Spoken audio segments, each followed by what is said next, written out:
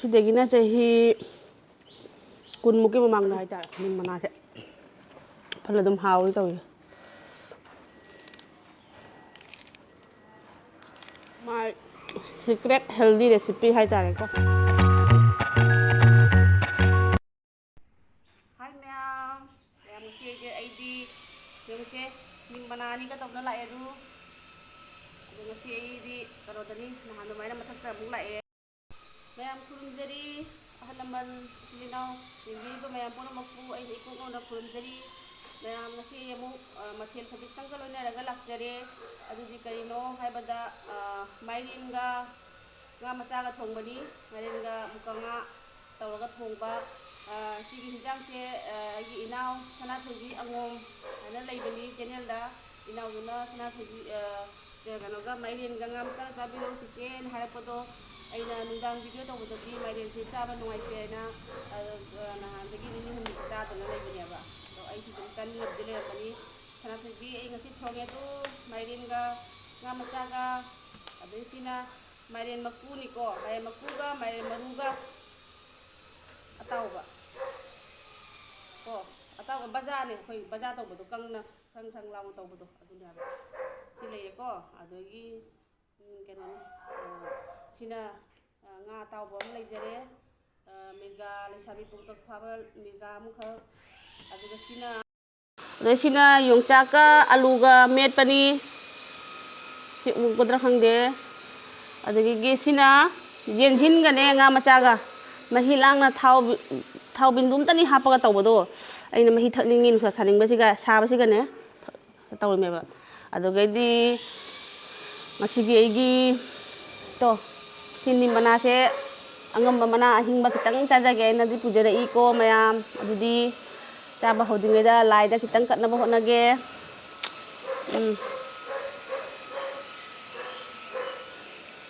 sak adai yongchak adai kangau haina nga adai ising khara sikatle ko makhara dum thamjarage katle adudi ma'am masigi adudi chaba hujarage adudi ma'am ai khut hanadi lakjarabani makhada adudi haje mu chaba hujarage maren thongmani sana thobi angomgi channel lusu mayam support to biramu tudi mayam laida chukat palo rabani na ai chaba hojarage ai di yam haudo mali maren thongbane yongchak sinju haigada yongchak metpa haigada duga adai di jinjin kangsoi haigada khangde aduga tawraga sina kanose tudi chaba horage ko hauba yenge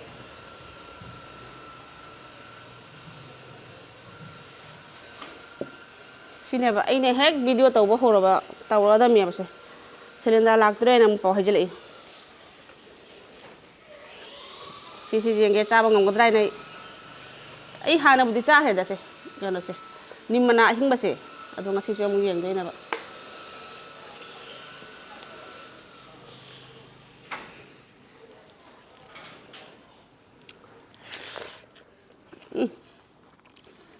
hawi ya sangat lebih hawi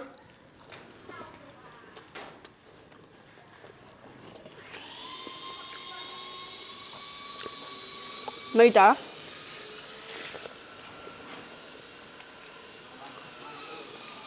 mày mà cu cái mày mà ru cái làm thì lớn ngâu bữa xem em làm hậu ní cha rồi mình lấy đi anh ta tàu nó đang biểu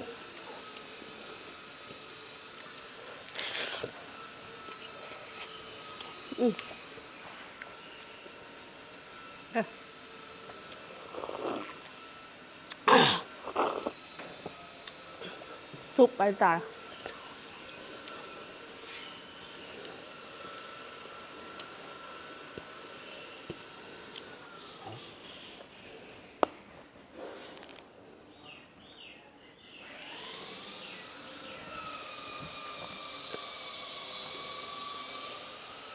phải nó chăm thuê có chăm thuê bữa đấy đi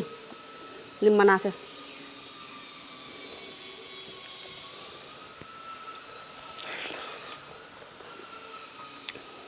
nhưng mà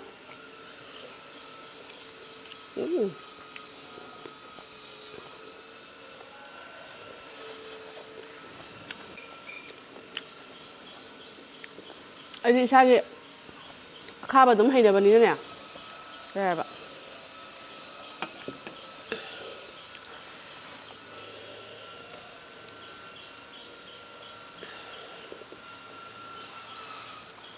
ꯃꯥꯏꯔꯦꯟ ꯊꯣꯡꯕ ꯃꯥꯏꯔꯦꯟ ꯃꯀꯨ ꯑꯇꯥꯎꯕ ꯚꯖꯥ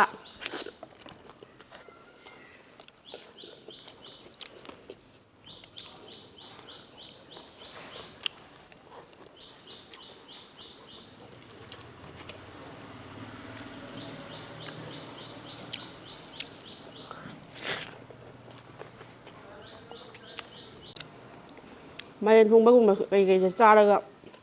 ꯋꯥꯔꯤ ꯑꯃ ꯅꯤꯡꯁꯤꯡꯉꯦ ꯃꯌꯥꯝ ꯉꯁꯤꯗꯒꯤꯅ ꯆꯍꯤ 10ꯃꯨꯛꯀꯤ ꯃꯃꯥꯡꯗ ꯍꯥꯏꯇꯥꯔꯦ ꯑꯩꯒ ꯏꯃꯥꯟꯅꯕꯤ ꯃꯤꯖꯣꯔꯥꯝꯗꯒꯤ ꯇꯧꯔꯒ ꯑꯩꯈꯣꯏ ꯌꯨꯝ ꯃꯅꯥꯛꯇ ꯃꯣꯏꯁꯦ ꯌꯨꯝ ꯈꯔ ꯇꯧꯔꯒ ꯂꯩꯕ ꯑꯗꯣ ꯃꯣꯏꯗꯤ ꯆꯥꯖꯩꯑꯕ ꯃꯣꯏ ꯑꯗꯨꯝ ꯃꯣꯏꯅ ꯄꯥꯝꯖꯕ ꯁꯥꯒꯨꯝꯕ ꯀꯩꯒꯨꯝꯕ ꯑꯗꯩ ꯅꯣꯡꯃ ꯑꯩꯅ ꯍꯥꯏꯕꯅꯦꯕ ꯁꯨꯝ ꯍꯛꯆꯥꯡ ꯀꯟꯕ ꯀꯟꯗꯕꯩ ꯋꯥꯔꯤꯗꯩꯅꯤ ꯌꯦꯡꯁꯤꯔꯣ ꯄꯟꯖꯥ ꯇꯧꯁꯤꯔꯣ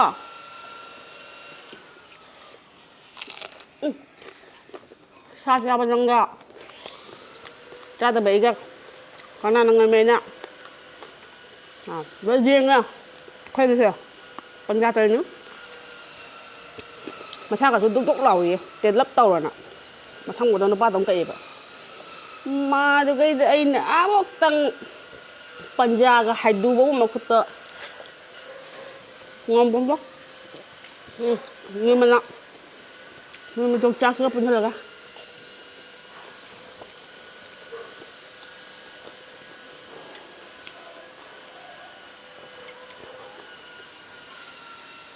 ꯍꯩꯖꯤꯜꯂꯒ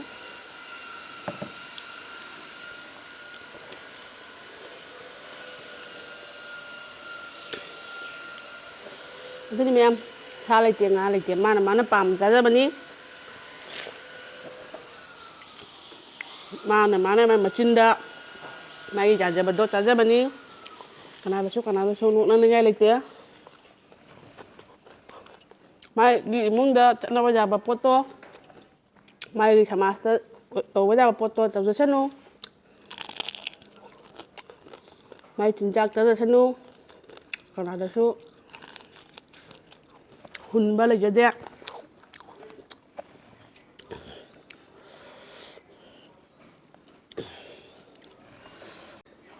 ꯅꯤꯝ ꯃꯅꯥꯁꯦ ꯐꯜ ꯑꯗꯨꯝ ꯍꯥꯎꯋꯤ ꯇꯧꯏ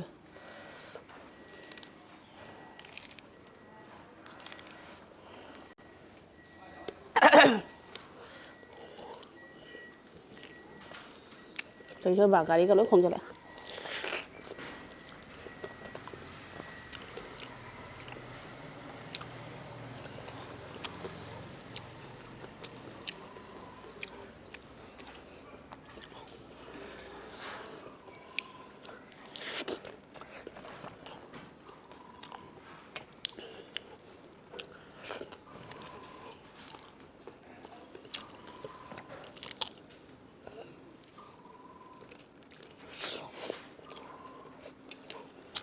그래요?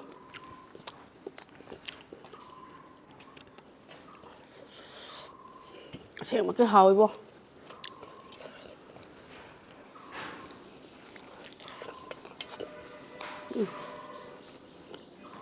nhưng mà nó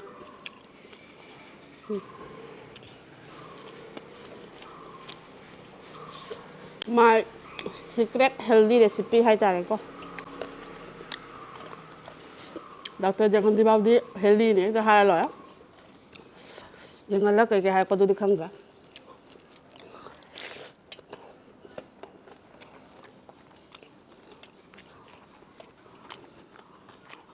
ngon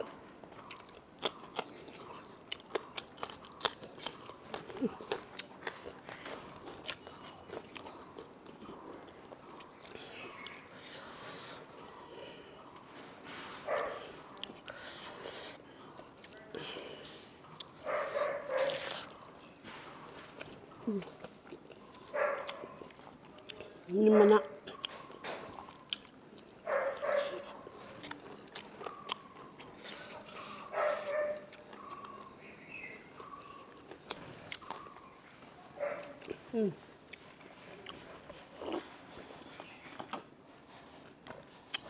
ꯑꯗꯩ ꯈꯨꯍꯥꯎꯅꯣ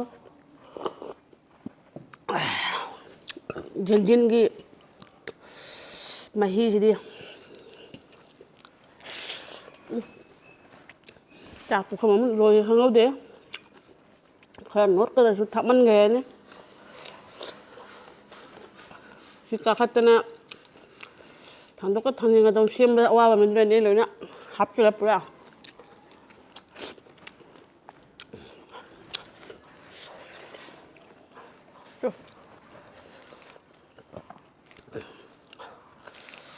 ओके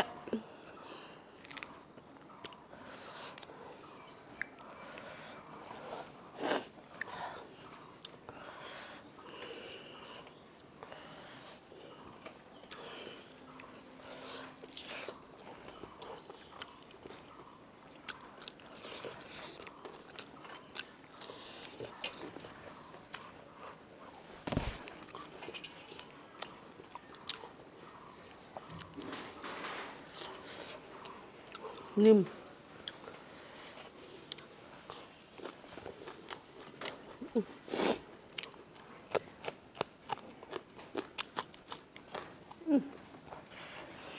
हाँ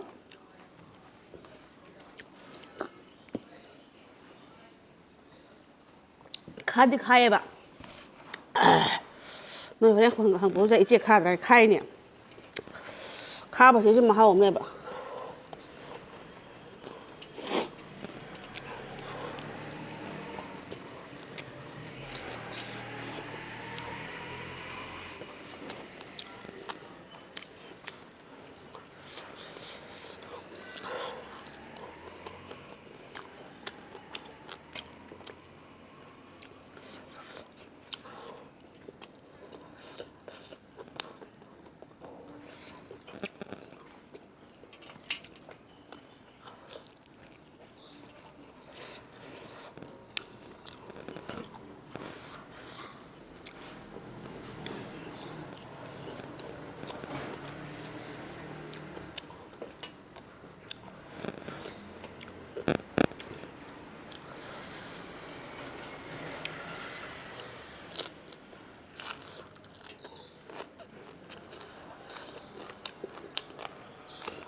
हाँ ना sao rồi एकदम खाली है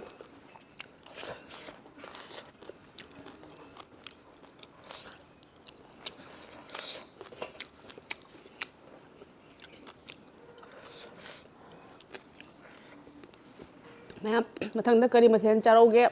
हाइबिरमो अदुगा अहेंबा खोंगुत पामगदि हाइबिरकनु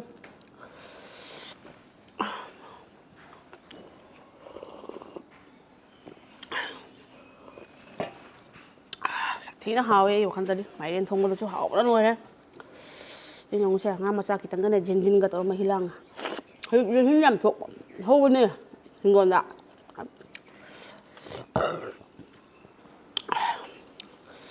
ni mana sang sira daga kana ni mana sa sabadagi sakase phuja thoktana mina pambidana do na 1k kain jok thokhadi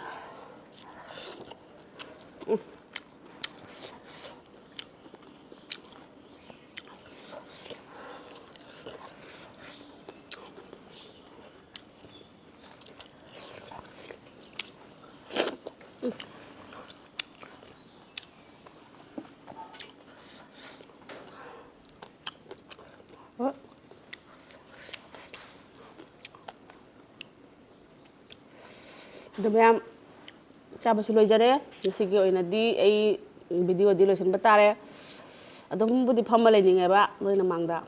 do daga su jada banina ai